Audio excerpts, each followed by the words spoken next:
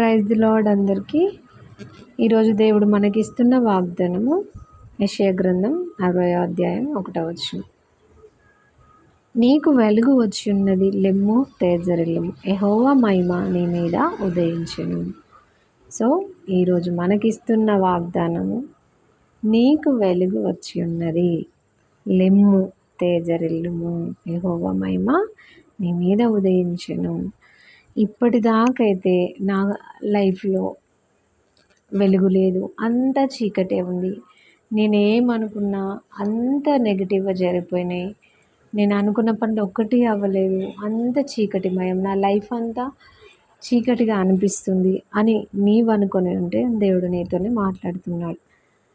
నీకు వెలుగు వచ్చి ఉన్నది, లెమ్ము తేజరిల్లుము. ఇంకా నువ్వు ఆ పని జరగలేదు, ఈ పని జరగలేదు, నా లైఫ్ అంతా చీకటిగానే ఉంది అని నువ్వు అనుకొని ఉంటే ఇంకా ఇక్కడితో స్టాప్ చేయి.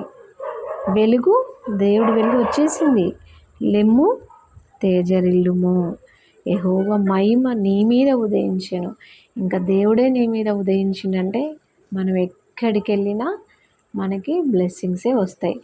ఇంకా దేవుడి మహిమ మనతో వచ్చిందంటే మనం ఎక్కడికి వెళ్ళినా ఆ మహిమ కనబడుతూ ఉంటుంది.